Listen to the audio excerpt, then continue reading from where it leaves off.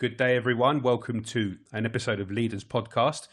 I'm here joined by Matthew Spaier. Welcome, Matthew. Welcome to the show. Just introduce yourself, Matt, and tell the guests a little bit about yourself. Yeah, thanks, Mike. I really appreciate it. What a huge honor to be considered and a part of this program. When you mentioned to me several months ago that you were conceptualizing this and putting this together, I couldn't wait to be a part of it. I think it's really exciting. I think the idea of hearing about leaders all over the world and their experiences with associations, there's added value and insight that we can give to each other. So I'm actually out of the United States in New York City. So my name is Matthew Spaier. I own Satellite Investigations. We've been in business almost 20 years, and I've cut my teeth essentially doing personal injury investigations on the plaintiff side, servicing law firms and providing investigative intelligence for those types of cases. I am also the president of the Associated Licensed Detectives of New York State. I'm finishing up my term, a 2-year term as president, and I'll roll into the chairman of that organization. It's been around since 1950. It's one of the older investigative associations in the United States. And there are close to 3,000 investigators and security guard companies in New York.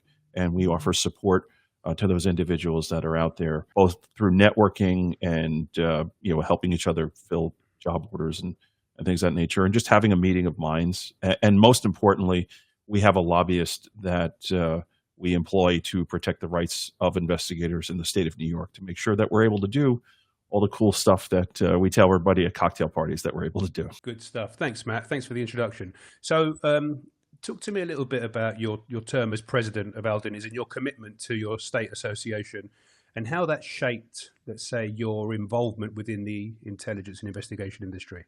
Yeah, well, obviously there's some prestige to it, right? When you serve on the board of a state association, serve on the board of a national association, when you go to networking events, you got a little bit of street cred. It just gives you a little more credibility as to who you are and what you do. And there are always questions, but what they don't see is behind the scenes, the challenges, right?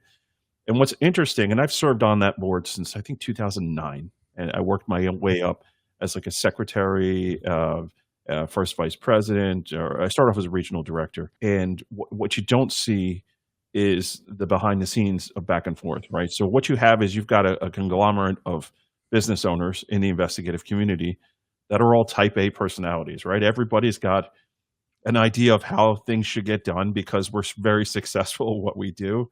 And the challenge of getting everybody to work together and be on the same page, you almost have to have the ability to walk both sides of the platform, right? People that feel one way about an issue and people that feel the other way, and being able to bridge that gap to get things done, right? You don't want to waste your time. You want to put forward whatever the challenge is, changing legislation, getting a deal done for the association. Like, you got to learn how to talk to people and realize that they're just as good as you are. You need to respect them and bring something to the table that's going to be productive. So I suppose as a business owner, joining the board of your state association, you acquire, I suppose, a new set of skills that you may be able to introduce in your own business too as well, right? Yeah, 100%.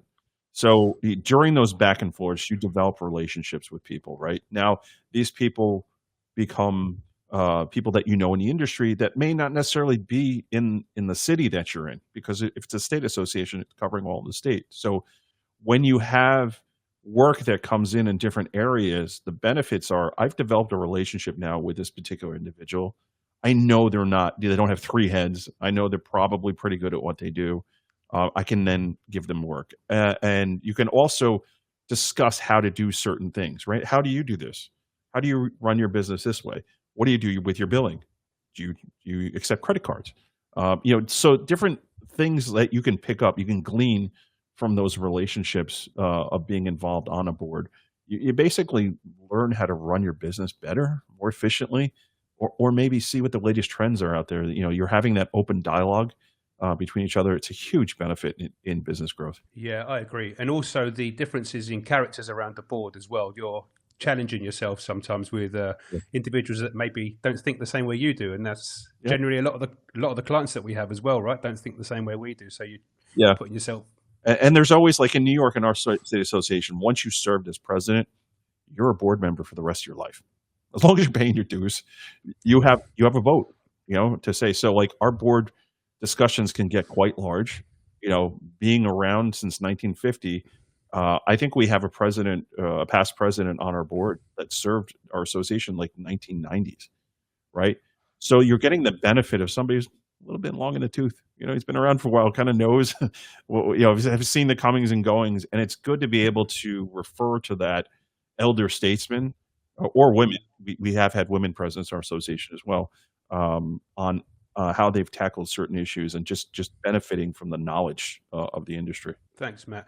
We'll put all the details of Aldini's association's website and links and what have you at the end of the show.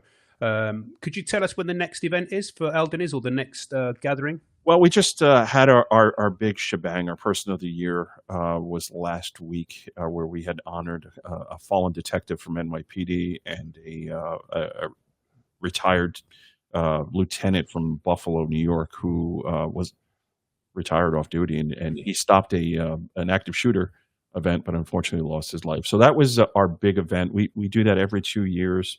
It was a success. I mean, just a great turnout. It was the first time we did it in 6 years due to COVID restrictions, and we were able to get things off the top of our head. If you're listening to this event or to this podcast and it's December, we are having a holiday party in Utica, New York.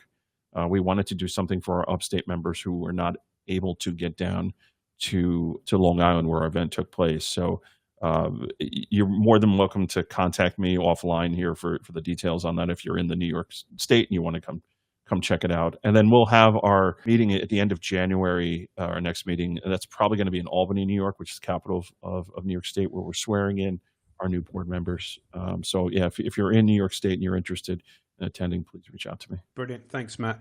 Talking of associations, we have a very iconic international event coming up next year in September for the World Association of Detectives. It's going to be the first time an international global association is going to reach 100 years.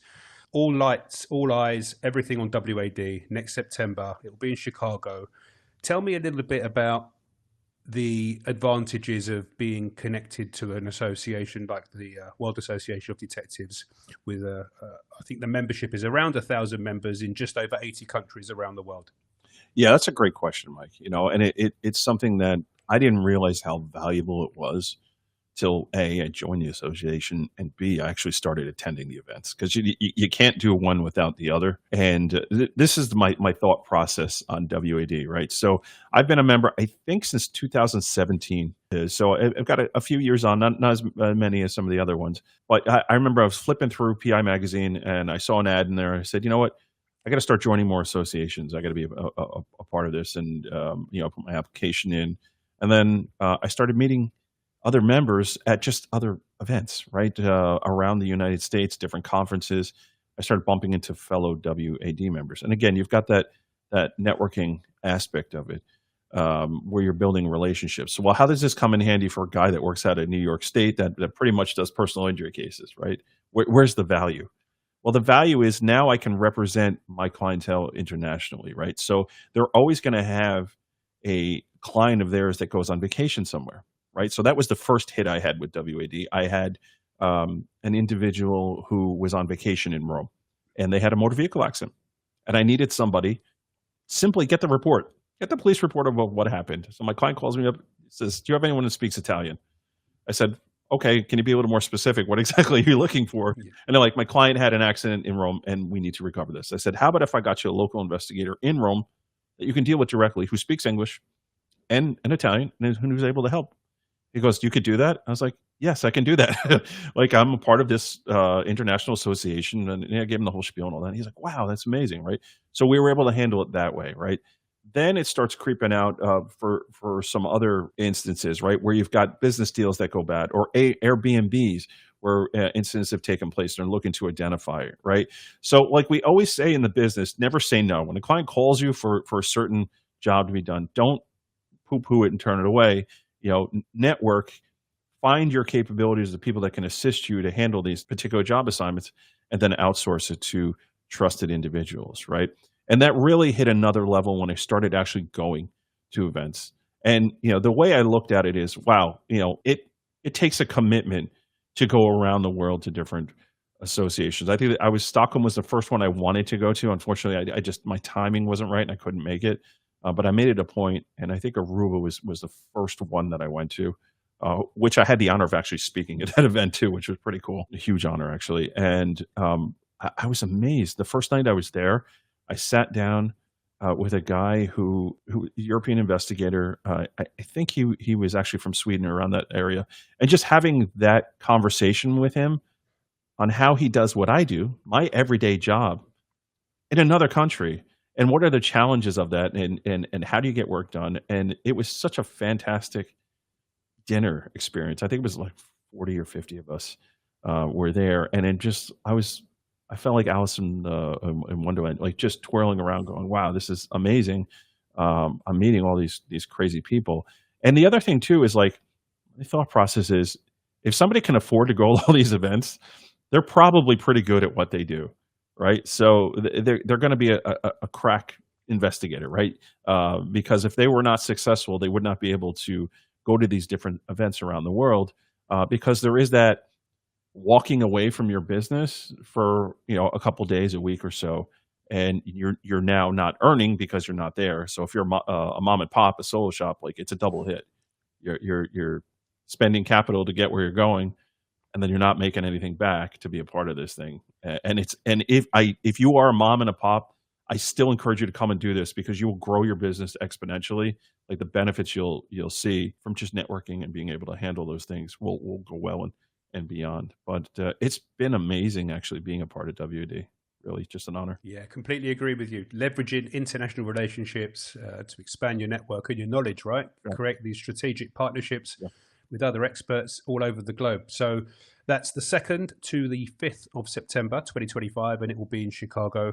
Actually, the WAD originated in Chicago all those many years ago. Yeah. So it's the first global association to reach 100 years, and we're all excited to attend and be part of that historical moment. Let's move away from associations and just talk about, advise our listeners in terms of public and private synergy. So different jurisdictions allow different communication and support with the authorities between the authorities, law enforcement and what have you, and other government departments, and private sector professional investigators. Explain a little bit about maybe the US or New York in general, with what the appetite for synergies, communication is in the investigation world. Yeah, I mean, Mike, it's a great question, right? So when we go into business as investigators in the private sector, okay, where's the work going to come from, right? So some of us are retired law enforcement, some of us aren't. I actually happen not to be retired law enforcement, and that's another story for another question. But for here, on this particular thing, like, where's the work coming from? So a lot of government agencies in the U.S., specifically New York, don't really employ investigators. They don't allow it, right? They do allow some of their own staff members to moonlight as investigators. Some states allow that, right? So you're a police officer by day, private investigator by night. Like that model happens. Wow. So then you have that synergy. Recently, last year, we had the FBI actually come in and address our state association with regards to foreign entities hiring private investigators to be spies, and us not realizing that, hey, who we're actually working for is the Chinese government or one of the other nefarious countries out there that's doing espionage in the United States. Investigators unwillingly knowing that this is going on. So this is where the synergy thing kind of came in, right? So they're saying, we need you guys to be our eyes and ears, right? If something doesn't sound right, if it doesn't seem right, please contact us. If you've taken a job and you've done it already, you're not going to get in trouble if you just tell us what happened, because we're looking for the bad guys. We're not looking to prosecute you, if you didn't knowingly get involved with something. So that whole idea of working in tandem with now the federal government is starting to kind of see light, right? They've realized that they're understaffed. that they really can't do the analysis. There's just so many holes out there of where the quote unquote bad guys can come in and do stuff that they're counting on the private industry to do it. Now, are we getting paid for this stuff? No, there's no payment involved. But what you're doing is you're building relationships, right?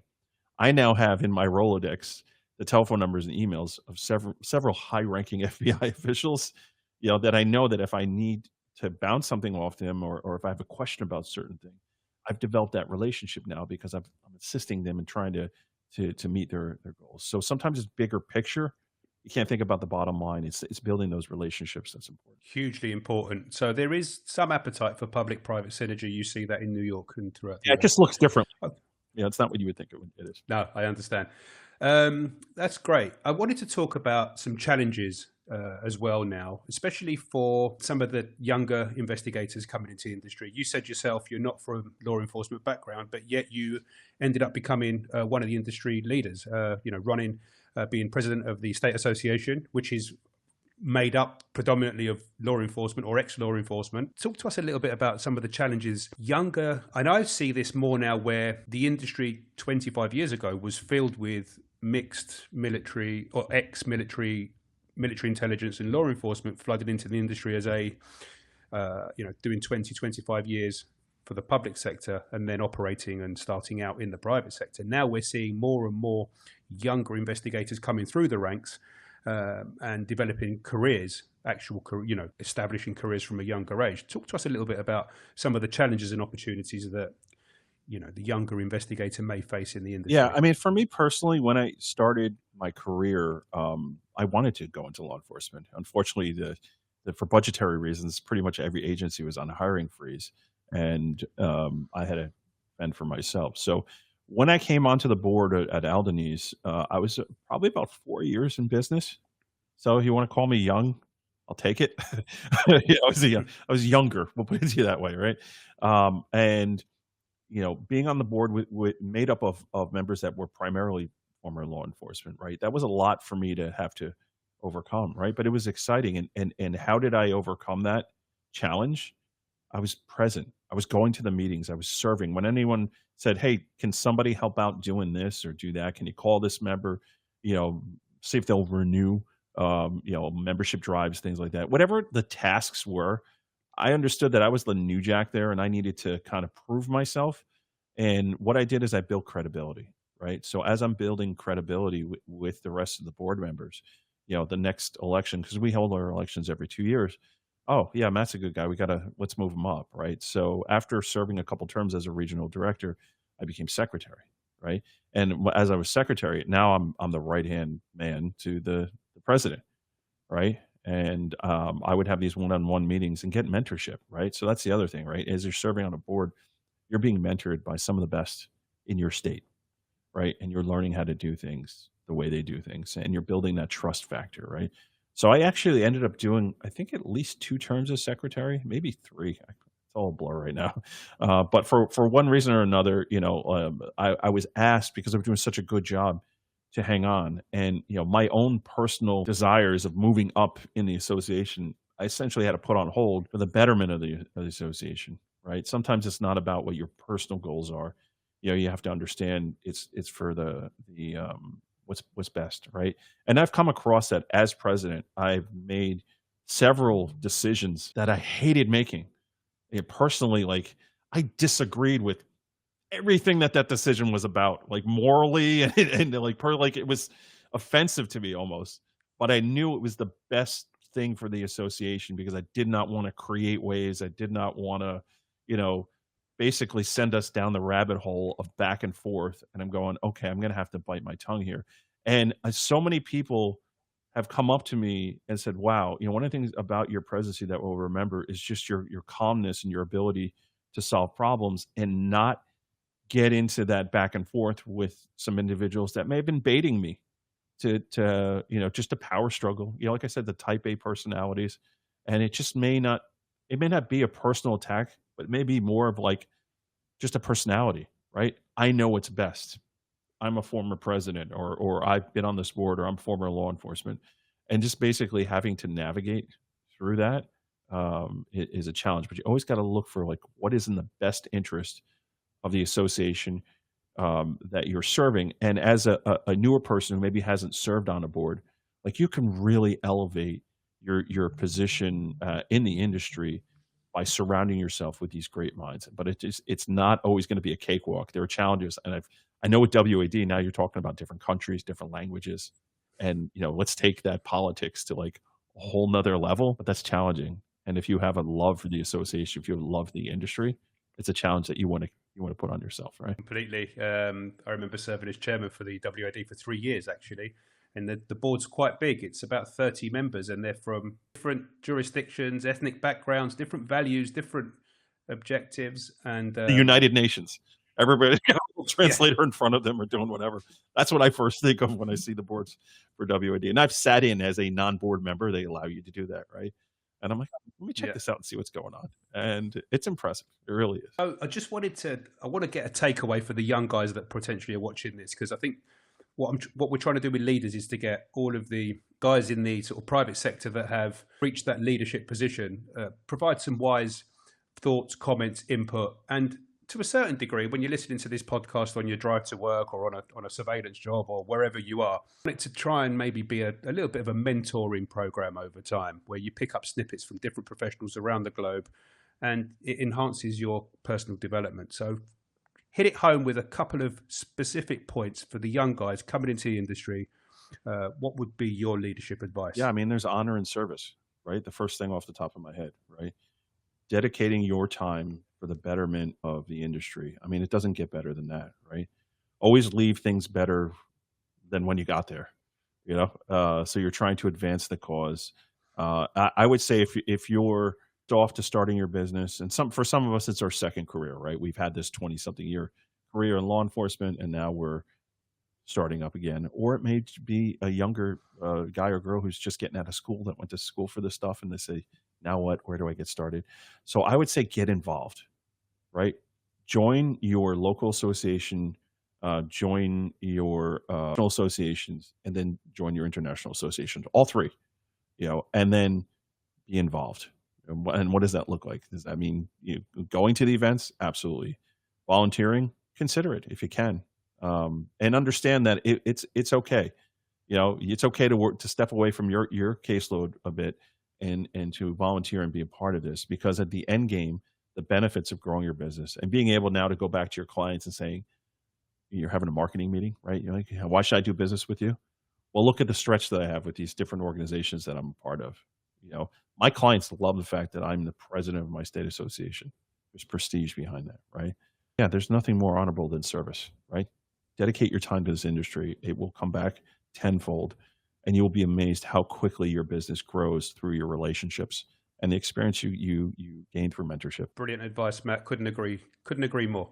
I'm going to just, before we finish off, I just want to pick your brain and get a bit of an understanding in terms of where you feel that the trends and the insights for our industry, as you've been in the industry a long time, how do you see the trend going for private sector investigating, specifically in the US and more directly in New York? Yeah, I think like what's lovely about all this stuff is technology, right? So when I first started doing this work, like we didn't have the technological advancements with cameras, mapping systems, receptionists, accounting software, case management software. Like all these trends, all these things that have hit our industry has allowed us to be more productive. And I see that growing and growing, right? So when the buzzwords in the last year or two has been AI, right? AI is going to steal your job. It's not going to steal your job. You need to learn how to embrace it and use it to your advantage, right? So just understanding that as these technological advances happen, don't be afraid of them. Go to the conferences and learn about them, right? Or learn who does it. So if you don't do it, you're meeting somebody who may be an expert in doing these things. I had somebody recently, they were asking about polygraphs. And, do you know a good polygraph? And one of my clients actually was looking for that. And I was like, well, yeah, let me check with my network, right? And they came back with some really good resources, actually a polygrapher association in the state that they were looking for. You can't get better than that. Here's a list of a whole bunch, right? But then also at one of the conferences I went to in Arizona, I met an individual that did polygraphing not the conventional way. They did it through measuring the pupils and the facial expressions. Like they had this technology out there. I was like, it's fascinating. And that's like cutting edge stuff. And I said, okay, not only do you have this polygraph stuff, here's the list, but look at this other technology. You may want to consider looking into that because it may be something new, right? So that's the benefits of going to these conferences. There's always going to be a learning aspect to it, either through a seminar, a teaching module, or a vendor that's there that's hey, look at this technology that's out there. So I would say embrace the changes as they happen, the technological changes, and really immerse yourself. I know there's another individual I can think of, WAD member, Jay Paulino, who is like the drone guy, right? So now when you're talking about drones and whether or not you can use drones, like he's the guy that does this stuff, and he's who you reach out to talk to, and he's such a great resource and so knowledgeable on those things. And again, just expanding your network and meeting people that do things that you don't do. There's huge advantage to that. Brilliant. Another great point to keep attending conferences, right? Trends, stay ahead of the trends because the industry's changing all the time. We are more or less wrapped up, Matt. Do you want a short takeaway statement just so we can keep it on record? I want to thank you for taking the initiative to do this, Mike. I think it's a great idea, and I'm fascinated. I can't wait to see who else you're going to have on this program. To leaders around the world, right? It doesn't get better than that. There's a little bit of snippets that we can pull from each other to raise the bar of the profession. And really, that's what we want to do, right? We want to every day be better, a little bit better at what we do, a little bit better on the relationships of people that we know. And that's the key to success in this industry.